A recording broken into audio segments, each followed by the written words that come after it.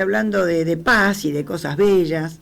Bueno, el 6 de abril se cumplieron 80 años, a ver si lo leyó, del Principito, aquella obra maravillosa de Antoine de Saint-Exupéry, este escritor para mí maravilloso, que escribió un libro que parecía ser infantil, pero en realidad yo creo que uno lo lees a los 10, 11 años y lo interpretas a los 20 o a los 30, ¿no? Es maravilloso, hasta es casi te diría que es una filosofía de vida, ¿no? Se publicó por primera vez el 6 de abril, como te digo, de 1943 en los Estados Unidos, y se convirtió rápidamente desde entonces en uno de los libros más leídos en todos los tiempos.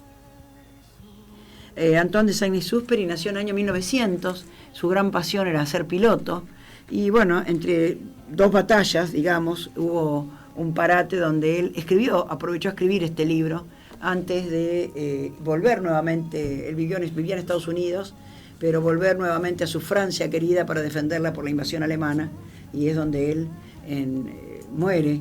Estuvo poco tiempo en la aviación, lo tomaron, ya era grande, él tenía 44 años cuando murió, lo tomaron en realidad con su gran pasión por su país y con su gran pasión por la aviación, hacía solamente tareas de reconocimiento, y bueno, y en esas tareas de reconocimiento fue derribado y falleció a los 44 años, muy joven.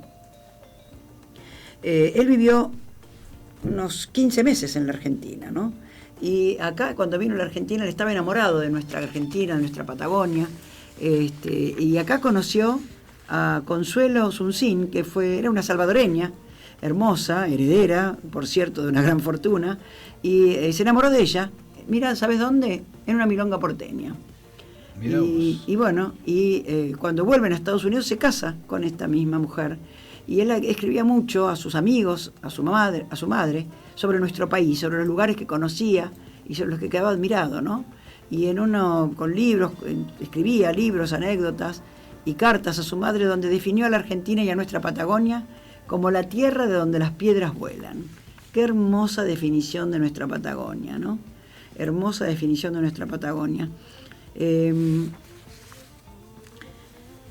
El Principito fue adaptado a todos los lenguajes expresivos que uno puede imaginar, ¿no? Se adaptó a películas, a obras de teatro, a performances, canciones, a historietas, y hasta incluso hubo un gourmet que lo incluyó en su menú, le puso el Principito, y realmente dice que fue galardonado con 2 premios Michelin justamente por el plato que se llamaba el Principito, ¿no? Por la comida que se llamaba el Principito, que él presentaba en su restaurante.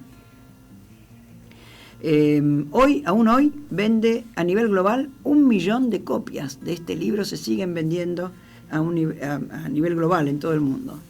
El Principito ¿te acordás de lo que trataba? El Principito era un niño, ¿no? Que vivía en un planeta imaginario muy chiquitito, y que se peleaba mucho con la rosa, con los volcanes de su país, decían, y entonces él decide viajar, irse de ese país, porque estaba peleado, dice, irse de su propio país, de su propio reino, digamos, por decirlo de alguna manera, y viaja para conocer, decide emprender este viaje y conocer 7 planetas, de los cuales la última parada fue justamente la Tierra, y conoce a un aviador, y ahí empieza todo el libro, ¿no es cierto? Esta especie maravillosa de estas frases que a medida que se va encontrando, ¿te acordás?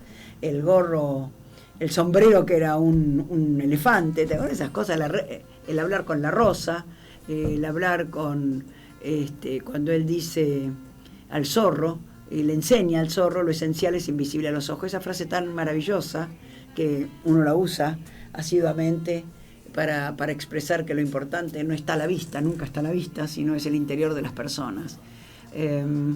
Yo creo que es un libro tan bonito como para leer cuando uno es grande incluso. No sé, ¿vos lo leíste el libro? Yo lo leí en mi adolescencia, me quedó muy marcado. Hay 2 libros de esa época que después los releí, y le encontré nuevos significados, pero estos 2 libros son El Principito, precisamente, de Saint-Exupéry, y Juan Salvador Gaviota, de Richard Bach. Para mí tienen muchos puntos en común, en el sentido de que nos permiten volar con la imaginación a distintos mundos, a distintos planetas. Le encuentro paralelismos con lo que es la radio, precisamente, en el sentido de dejar volar la imaginación y poder mirar otros mundos y imaginarse que la vida es totalmente distinta y que el mundo va dirigido hacia un lugar mejor que el actual, digamos. Sí, claro que lo leí, era... digamos, millones de personas en todo el mundo se han formado con estas máximas del Principito, ¿no? Así es. Trascendió los tiempos, los países, sí, totalmente. Sí, sabés que el Principito se tradujo a 250 idiomas.